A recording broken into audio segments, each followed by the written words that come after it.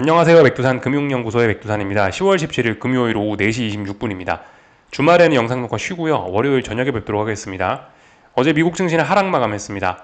낙폭은 일단 그렇게 크지는 않습니다. 나스닥이 0.47%, S&P가 0.63% 빠졌으니까 그죠? 요즘 시장의 변동성이 엄청 크다라 말씀드렸잖아요.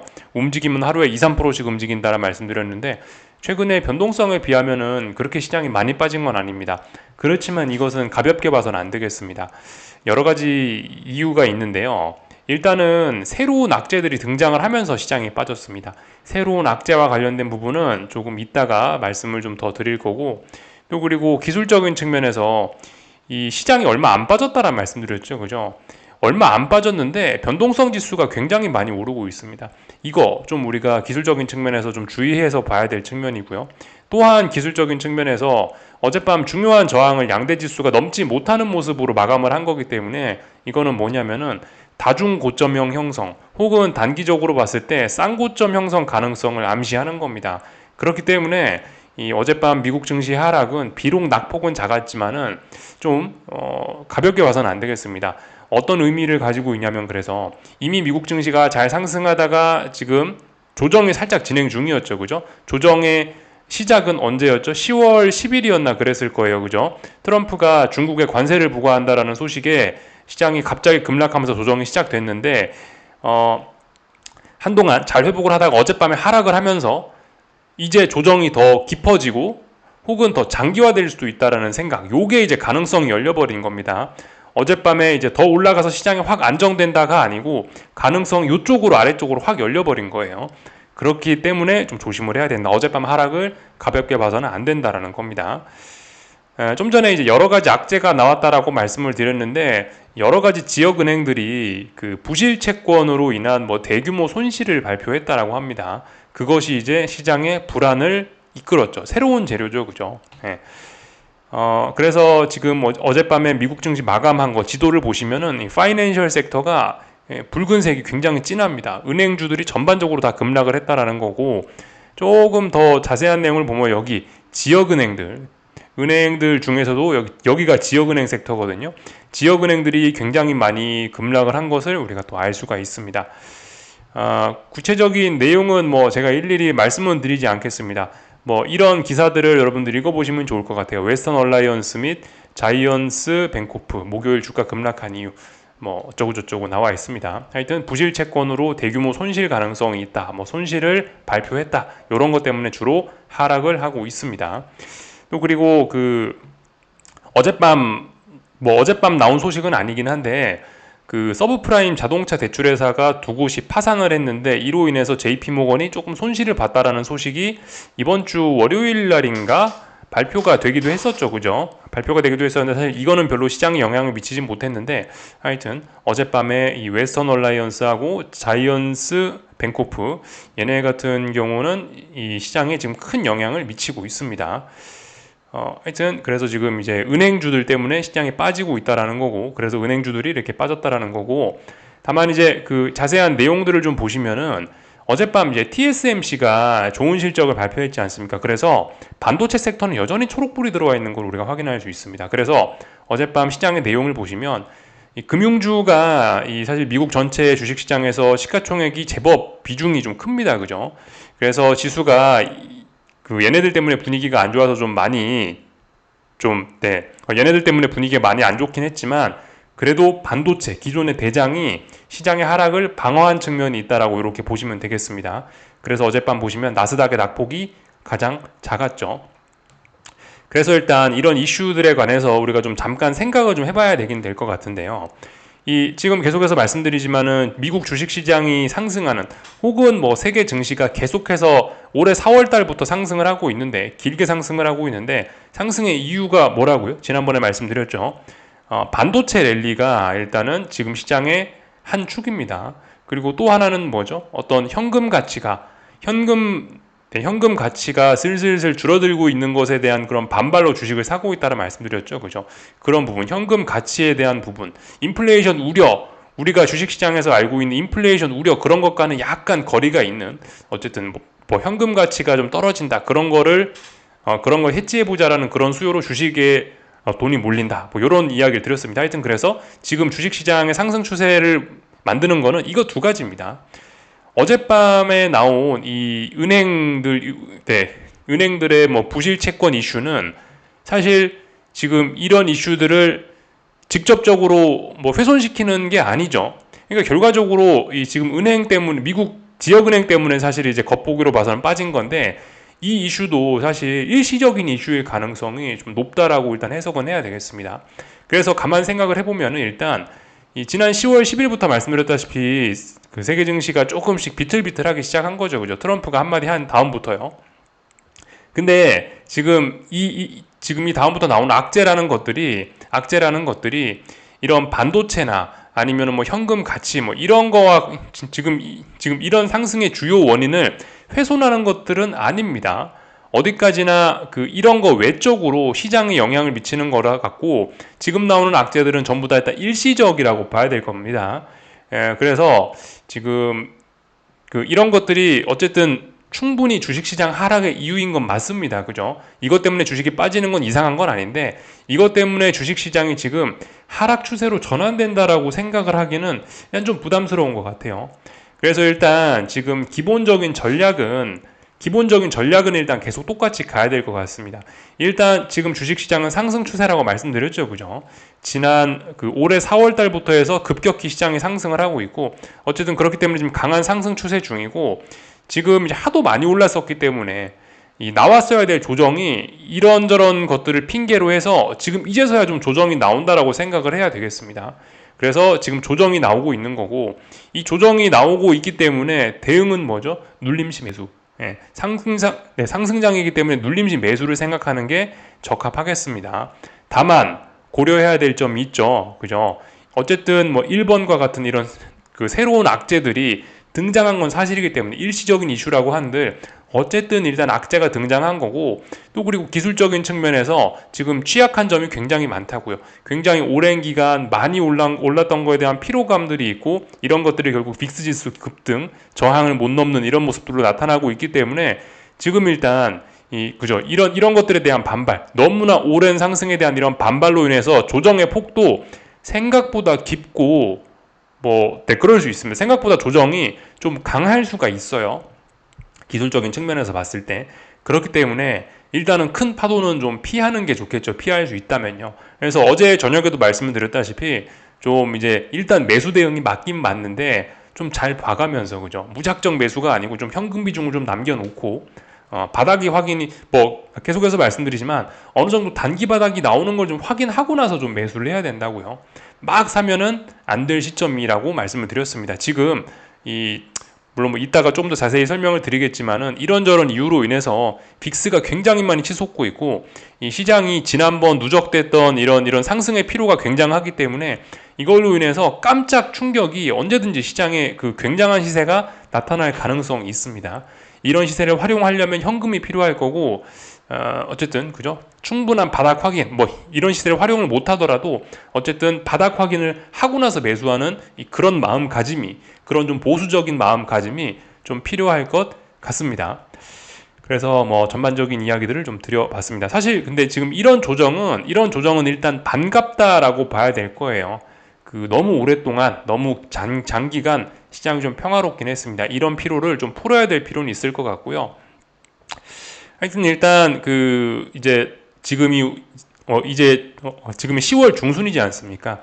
이제 올해 달력이 몇 장 남지 않았는데 11월, 12월 이제 달력이 몇 장 남지 않았는데 사실 지금까지 역사적으로 보면은 이렇게 시장이 쭉 강세를 보여왔으면은 어제도 보여드렸죠, 그죠? 코스피의 역대급 성적 이러면서 지금 코스피의 올해 상승률이 거의 손가락 안에 들 정도로 높죠. 하여튼 미국 증시도 지금 굉장한 강세장인데 이렇게 성과가 좋았을 때는 통상적으로 이 월 말 연말까지는 계속해서 강세장이 지속되는 경우가 좀 많다고 합니다.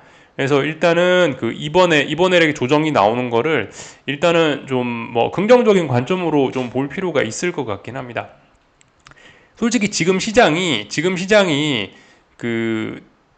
역사적인 관점에서 조금 크게 보면은 좀 부담스럽고 비싼 시점이 아닌가 싶습니다. 그러니까 무슨 이야기냐면 예를 들면 뭐 지난번부터 계속 말씀드리는 거긴 한데 뭐 BOFA의 뭐 펀드 매니저 서베이 같은 걸 보면은 뭐 현금 비중이 뭐 매우 낮다라 말씀드리고 있죠. 3.7, 3.8 된다고 했죠, 지금. 그러니까 지금 이런 것들을 좀 생각을 해보고 또 그리고 최근에 AI 주식들 혹은 뭐 반도체 주식들의 시세를 보면은 이게 사실 장난이 아니긴 한 겁니다. 이런 것들을 보면 사실 지금 이게 지금 막 주식을 뭐 사기가 좀 부담스러운 때가 맞긴 맞아요. 그런데도 불구하고 어쨌든 그 계속해서 이런 상승의 여력은 좀 남아 있는 것 같고 또 그리고 버블이라는 시세도 충분히 아무튼 기대를 할 수 있을 정도로 시장의 분위기가 뜨끈뜨끈합니다. 그래서 이런 어떤 기술적인 점과 또 그리고 뭐 연말까지 갈수록 계속 강세를 보이는 이런 좀 역사적인 것들 이런 좀 계절적인 부분을 좀 고려를 해보면은 하여튼 이번에 조정이 나오면은 이런 조정을 잘 활용해갖고 연말까지 하여튼 좀 계속해서 좀 이 시장을 좀 즐겨보는 게 어떤가라는 생각이 들어요. 하여튼 지금 의미 있는 첫 번째 조정이 이제 좀 진행될랑 말랑하는 그런 시점이기 때문에 이런 거를 지금 겁낼 필요까지는 없을 것 같습니다. 하여튼 지금까지 너무 단기적으로 비쌌었죠, 그죠? 끝까지 꾸역꾸역 올라오고 있었는데 이게 이제 한번 빠질까 말까를 지금 이게 이제 지금 빠질랑 말랑하는 그런 단계가 된 거죠. 참고로 지금 말씀드리는 거는 미국 증시 기준, 한국 증시는 아직 의문. 한국 증시가 미국보다 더 강합니다. 뭐 근데 아무튼 어제도 말씀드렸던 부분이긴 한데 이렇게 시장이 뭐 연말까지 강해서 뭐 계속해서 성과가 좋아버리면은 내년이 사실 오히려 조금 더 부담스러울 가능성이 있습니다. 그래서 하여튼 뭐 내년은 그래서 뭐 인버스나 이런 거는 하방 베팅 이런 건 내년 뭐 이런 거를 좀 조심해야 되지 않을까라는 하방 베팅이나 뭐 이런 역발상 그런 거는 내년을 생각하는 게 좋지 않을까라는 생각이 좀 들긴 하는데 아무튼 그건 먼 미래의 일이죠. 일단 아무튼 지금은 조정이 좀 나올라 하는 것 같고 이번 조정 하여튼 활용을 좀 잘 해보면은 연말까지 괜찮을지도 모르겠다라는 생각이 듭니다. 반도체 또 그리고 현금 가치 훼손에 대한 뭐 그런 반발로 지금 주식이 오르는 거니까 얘네는 계속 가는 거니까 그죠. 하여튼 어젯밤에 뭐 지역은행들이 이런 악재들이 나타났다고 하는데 그죠? 뭐 지금 특별히 시장에 이런 상승 요인 훼손하는 거 없고 어젯밤 비록 단기 금리가 조금 치솟긴 했습니다만은 이게 막 SVB 뱅크처럼 옛날에 막 그런 지역은행 사태까지 지금 번지려 하는 건 일단 아닌 것 같습니다. 다만 이제 그 적절한 타이밍, 하도 많이 올랐던 타이밍에 이런 악재가 나오는 거기 때문에 이런 것들이 지금 이제 일시적인 조정에 좋은 명분이 되기는 하는데 근데 아무튼 지금 이거를 지금 너무 심각하게 바라볼 필요까지는 없을 것 같습니다. 좀 말이 좀 길었네요. 이런저런 이야기를 좀 드렸고 그래서 지금 보시면 Fear and Greed 인덱스는 익스트림 그리드까지 내려왔습니다. 다만 근데 말씀드렸다시피 온도 차이가 굉장합니다. 미국 나스닥이나 뭐 반도체 지수나 뭐 이런 거 같은 경우는 보시다시피 너무나 강합니다. 아직도 사실 좀 과열이 되어 있는 게 아닌가 싶은 생각입니다. 그래서 온도차가 굉장히 다르긴 다르죠. 확실히 대장이긴 대장입니다. 만약에 이번에 이제 뭐 시장이 공통적으로 뭐 저런 은행 이슈를 대고 조정이 막 세게 나온다면은 역시나 반도체를 매수하는 게 이제 정석적인 대응이 되겠죠. 다 말씀을 좀 드린 것 같고요.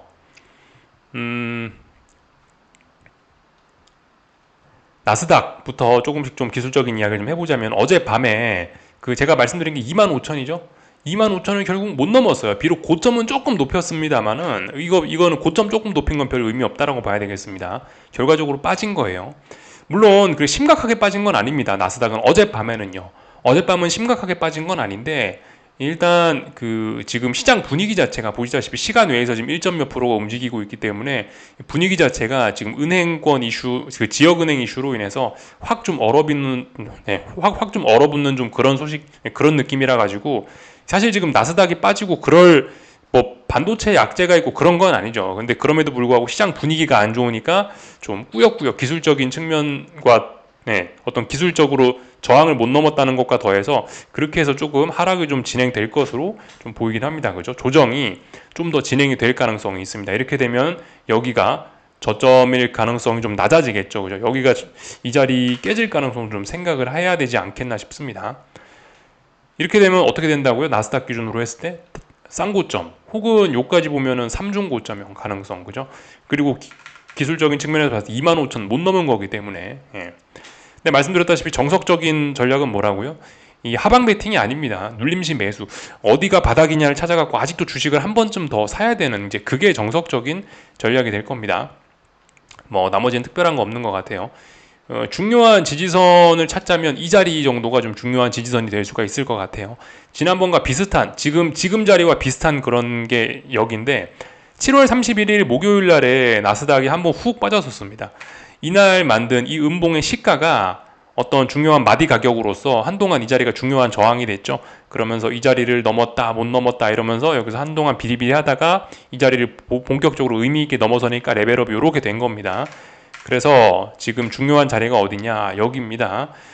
반드시 이까지 빠진다라는 걸 주장하는 건 아닌데, 일단 이 정도 자리에 중요한 마디 가격이 있다라는 건 일단 알아놓으시면 좋을 것 같습니다. 이까지 빠진다, 뭐 여기까지 뭐 빠질지 안 빠질지 모르는데 일단은 방향성을 조금 아래쪽으로 나오고 있으니까 참고적으로 알아놓으시라는 겁니다. 중요한 지지선은 여기 부근에 있습니다. S&P 지수는 지금 보시다시피 이렇게 빠지고 있는데 뭐 같은 그림입니다. 나스닥과 비슷하게 보시면 되죠. 이 자리가 중요한 저항이라 말씀드렸는데, 확실히 은행주들의 비중이 좀 높아가지고 S&P 지수는 어제 고점을 높이지 못했습니다. 그리고 나스닥은 반도체가 강하기 때문에 TSMC 실적 등이 좋으니까 반도체가 좋아갖고 어젯밤에도 꾸역꾸역 오르다가 마지못해 빠진 거란 말이죠. 그러니까 확실히 대장다운 모습을 좀 보여주고 있습니다. 근데 S&P 지수 같은 거는 보시다시피 어젯밤에 고점이 좀 낮아졌죠. 그 전일에 비해서 힘이 좀 더 많이 빠지는 그런 모습. 그래서 S&P 지수도 결과적으로 비슷합니다. 그 7월 말에 만들어 놓은 저항을 어떤 매매의 기준, 어떤 중요한 저항으로 의미 있는 그 지지 가격으로 생각하시면 되겠습니다. 이까지 빠질지 안 빠질지는 모르는데 아무튼 이 자리가 중요한 마디 가격이다. 그러니까 이 자리가 지지선이 될 가능성이 있다 정도 생각을 하셔야 되겠습니다. 러셀 지수는 찔끔찔끔 오르는 했으나 결과적으로 이제 이 자리를 못 넘고 있습니다. 이 자리 넘어야 되는데 2450 얼마거든요. 여기를 결과적으로 계속 못 넘고 있는 모습이라서 좀 하여튼 확실히 건강이 좀 약한 그런 모습입니다. 변동성 지수를 좀 봐야 될 것 같은데요. 지금 이제 변동성 추종한 ETF입니다. 지금 이제 시간 외에서 또 7% 가까이 올라가고 있기 때문에 장대 양봉이 막 계속해서 보이고 있는데, 지금 보시면 이 초록색 선 요게 60일선입니다. 변동성이 60일선을 넘어섰어요. 그러니까 지금 이게 굉장히 지금 시장이 한번 많이 빠질 가능성도 좀 있긴 있는 겁니다. 그러니까 4월부터 누적된 지나친 상승의 피로가 어디서 나타나는 거냐면 이런 겁니다. 오랫동안 바닥을 지켰다. 그러면서 강하게 21선을 안착했다. 라는 게 이제 지금 이런 모습이 오랫동안 피로가 쌓였다. 또 그리고 이 피로를 풀 거다라는 그런 증거죠. 그래서 지금 보시다시피 어젯밤에 5일선을 붕괴시켜야 그나마 시장이 안정적으로 변한다라고 말씀드렸는데, 어젯밤에도 장대 양봉이잖아요. 그죠? 그러면서 중요한 마디 가격 부근까지 와버렸고, 그러니까 금방금방 또 레벨업이 되려고 그럽니다.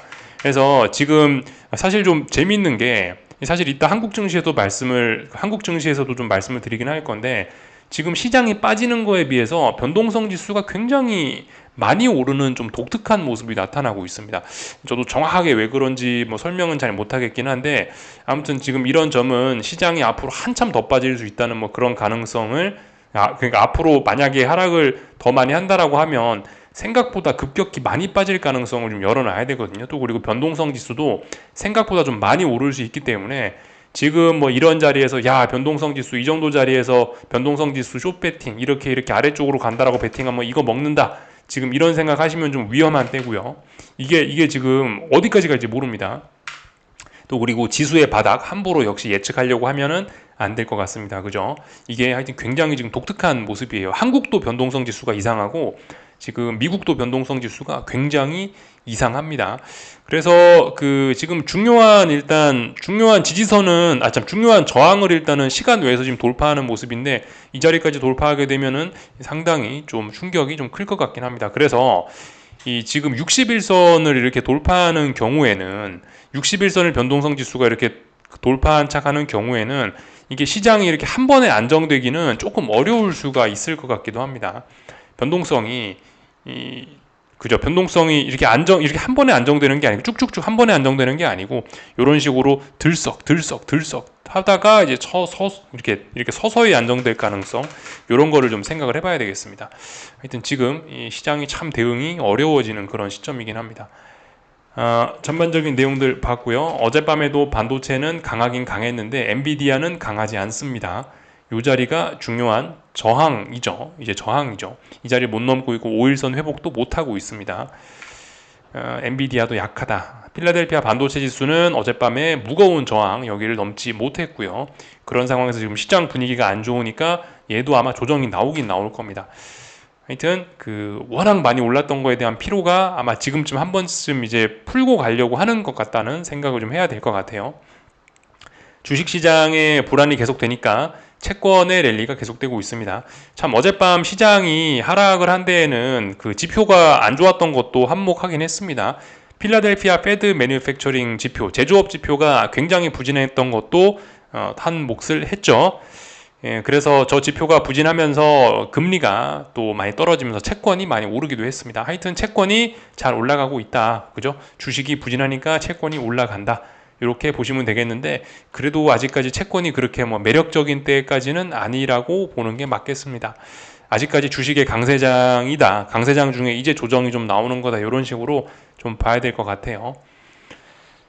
그리고 원달러 환율은 그냥 좀 답답한 그런, 원달러 환율이 아니고 그 외환 시장은 계속해서 답답한 그런 흐름이 나타나고 있다.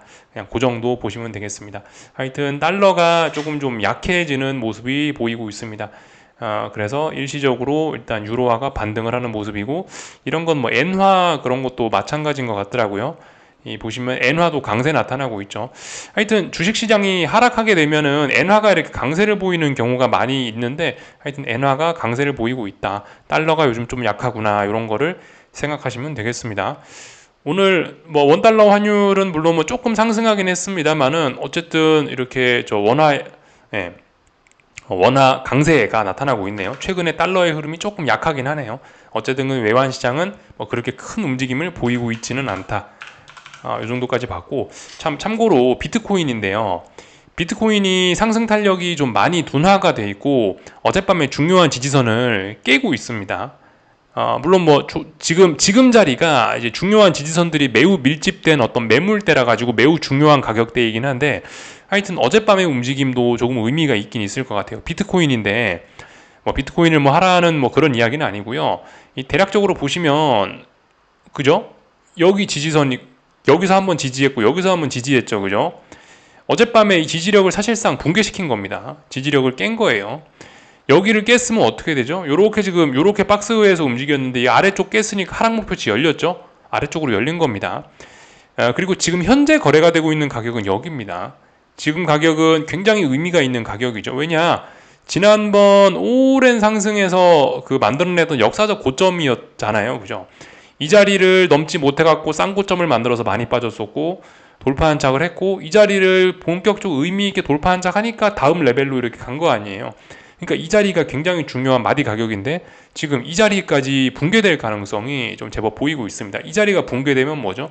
이 자리가 붕괴되면은 비트코인 같은 게 이제 오랜 상승 추세였는데 이런 게 이제 본격적으로 좀 깨지고 굉장한 좀 혼란한 구간으로 접어들 수 있다는 거, 상승의 탄력이 확 꺾인다는 거, 그런 걸 좀 생각을 해봐야 되겠죠. 지금 중요한 자리입니다. 여기를 지금 지지선을 깨려고 한다는 가능성이 보이는 거. 그러니까 시장 분위기가 급속히 좀 안 좋아지고 있죠, 그죠?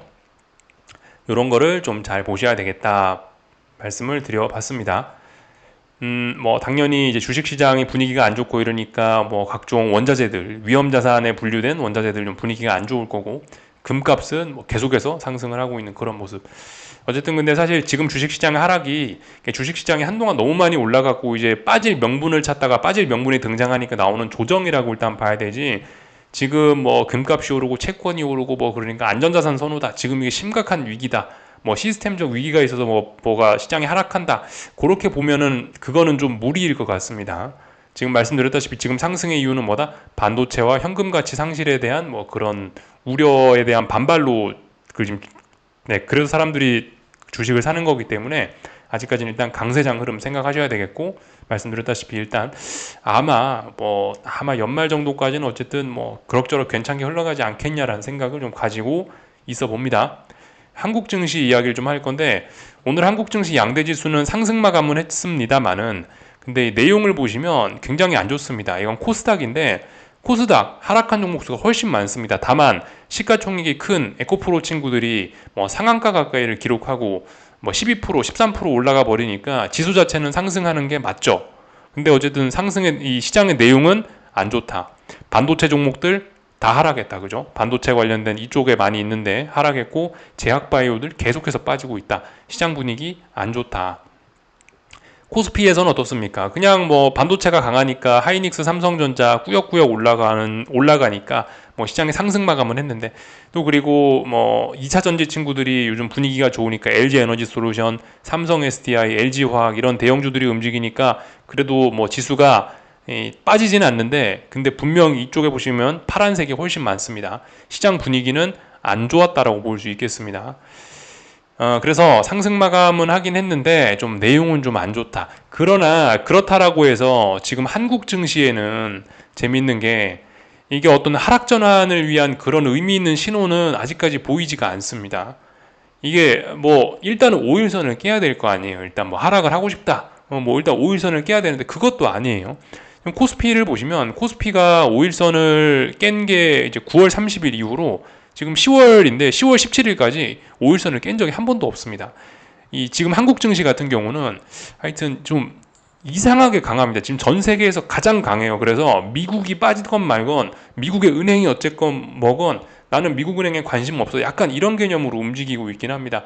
물론 그렇지만 한국 증시도 지금까지 올랐던 상승의 피로는 분명히 있기 때문에 이 거기에 대한 후폭풍이 좀 있긴 있을 수 있는데, 지금 워낙 이상하게 좀 다소 좀 비이성적으로 오른, 기술적인 측면에서 봤을 때 좀 과거의 사례로는 설명할 수 없는 좀 그런 비이성적인 상승 같은 모습이 좀 나타나고 있기 때문에, 옵션 시장이나 변동성이나 이런 거에 그 모양을 보시면은 지금 굉장히 좀 이상하고, 이런 모양들이 잘못하면 이제 깜짝 급락을 만들어낼 가능성이 좀 있긴 있는데, 말씀드리는 게, 근데 사실 지금 상황에서 한번 뭐 빠진다라고 한들 한국 증시는 워낙 강하기 때문에 충분히 두 번, 세 번의 기회가 있을 수 있다. 눌림시 매수가 정석적인 전략이고, 계속 일단 주식 비중을 좀 가지고는 가는데, 현금 비중은 그래도 조금 가지고 있자. 왜냐면 괜히 미국 때문에 한번 쿵 빠지면은 그 자리에서 또 주식을 또 살 기회를 놓칠 수 있으니까 현금은 좀 갖고 가자. 그런 이야기를 드려봤습니다. 한국은 아무튼 굉장히 강해요. 굉장히 강한데, 근데 아무튼 한편으로는 이 워낙 좀 비이성적인 이상한 상승 같은 게 좀 이어지다 보니까, 한편으로는 근데 이제 그 깜짝 급락의 가능성, 엄청난 급락의 가능성도 좀 같이 한쪽 구석에서 자라고 있는 독특한 모습이긴 합니다. 지금 보시면 이제 V코스피 변동성인데, 변동성이 지금 이런 모습입니다. 변동성이 뭐 최근에 8%씩 막 하루에 막 계속 올라가고 있어요. 이게 이제 옵션 시장이 좀 이상해서 뭐 그렇게 되는 거거든요. 그래서 안 그래도 오늘 저 오래간만에 옵션 전광판 이런 것들을 좀 봤더니, 세상에 지수가 1.2포인트 상승했는데 풋옵션이 같이 상승하는 독특한 시세가 나타나고 있습니다. 그리고 더 가관인 거는 이제 풋옵션인데, 이쪽에 있는 게 외가로 갈수록 상승률이 어마어마합니다. 외가로 갈수록 풋옵션들이 저기 초외가, 극외가까지 전부 다 막 엄청나게 올라가고 있거든요. 지수가 상승하는데도 불구하고. 그러니까 뭐 제가 이런 걸 명확하게 막 학문적으로 설명은 잘 못 드리겠는데, 이런 현상은 그만큼 이제 시장의 상승이 좀 너무 과해가지고 반대쪽으로도 한번 확 쏟아부을 가능성 같은 거를 옵션 시장이 좀 반영하는 결과가 아닐까라는 생각이 들고요. 그래서 지금 콜이고 푸시고 다 미친 듯이 올라가다 보니까 변동성 지수가 엄청나게 급등을 하는 것 같고, 하여튼 이렇게 변동성이 급등하는 모습은 그 뭐 결론적으로는 콜옵션이 워낙 강하기 때문에 이 지금까지 변동성 지수가 강하게 오른 겁니다만은, 근데 어쨌든 지금 이런 모습은 분명히 시장의 건전한 상승과는 조금 좀 거리가 좀 있는 거고, 이런 거는 시장의 급락 가능성도 어느 정도 내포를 한 가격이다라고 좀 봐야 될 것 같습니다. 변동성 이렇게 올라가는 거는요. 아무튼 말씀드리다시피 혹시나 깜짝 급락을 한다 하더라도, 그래서 혹시나 풋옵션이 훅 치고 올라온다 하더라도, 지금 보시는 건 풋옵션이죠, 그죠? 풋옵션 460이에요. 지금 선물이 525인데 460이에요. 460이 세상에 3.07입니다. 가격이. 그리고 오늘 50%가 올랐죠. 그리고 심지어 쌍바닥을 만들고 있어요. 물론 이렇다라고 해서 반드시 얘가 올라온다라는 걸 뭐 보장하는 건 아닌데, 아무튼 저도 이런 건 처음 보는데, 이런 것들이 아무튼 훅 올라왔을 때는 그러니까 지금 같은 경우는 워낙 시장 상승에 그 피로가 강하기 때문에 풋옵션 같은 게 말도 안 되게 한 번씩 훅 치고 올라올 가능성이 있다. 그러나 이제 지금 한국 증시 상황에서는 이렇게 한번 훅 치고 올라오면은 그러니까 그만큼 지수가 한번 훅 하락을 하면 그 자리에서 주식을 사야 된다라는 이야기를 드리고 있는 겁니다. 그래서 그죠? 현금 비중 갖고 있으라. 뭐 그 이야기를 좀 길게 한 거예요. 좀 약간 좀 두서없게 이야기를 좀 한 것 같습니다. 그래서 뭐 전반적인 이야기를 좀 드려봤고요. 하여튼 이런 시세를 처음 봐요. 이렇게 양쪽 콜하고 풋이 다 올라가는 거 지금까지 주식하면서 한두 번 봤던 것 같은데, 이게 어떻게 되려나, 이게 어떻게 마감이 되려나 저도 굉장히, 앞으로 미래가 어떻게 되려나 저도 굉장히 좀 궁금해지는, 좀 쉽지 않은 그런 장인 것 같습니다. 하여튼 분명한 거, 삼성전자, 하이닉스도 무지무지 강합니다. 지금 상황에서 만약에 이제 미국의 은행이 어쩌고저쩌고 해서 삼성전자, 하이닉스가 빠진다고 하면은 저런 것도 사야 돼요. 지금 그게 이제 그 정석이 되겠습니다. 삼성전자는 91,000원 중요한 지지선, 이 자리만 지키면은 특별한 문제 없다라는 거. 하이닉스는 신고가 랠리 중이니까 뭐 어디까지 빠지더라도 뭐 제가 특별히 할 말은 없고요. 하여튼 그런 상황입니다. 그래서 뭐 전반적인 이야기들을 좀 드려봤고, 다른 나라 증시들도 조금씩 좀 주춤 하더라고요. 이제 조금 조정이 좀 나올 가능성이 좀 보이는 것 같습니다. 중국 증시 결과적으로 이 자리, 여기가 중요한 저항이었죠. 이 자리를 넘어가는 듯 했으나 결과적으로 못 넘고 장대 음봉을 보여주고 있습니다. 미국 은행 이슈 때문에. 그러니까 조정이 좀 나올 모양이에요. 일본 증시도 그렇더라고요. 일본 증시도 단기 쌍고점을 이제 만들어내는 모습입니다. 조정이 좀 나올 생각이 있긴 있나 봐요. 그리고 유럽 증시는 계속해서 흐름이 좀 답답했었기 때문에 뭐 조금 빠지나 안 빠지나 그렇게 큰 차이는 없는데, 아무튼 조금 흐름이 좀 약해지고 있죠. 그래서 지금 세계 증시가 이제서야 좀 조정이 시작될 가능성, 좀 그런 걸 생각해 봐야 되겠는데, 한국 증시에 대한 대응은 어쨌든 달라야 되겠습니다. 그죠? 한국 증시는 매우 강하니까요. 여기까지 하겠습니다. 즐거운 주말들 보내시고 월요일 저녁에 뵙겠습니다.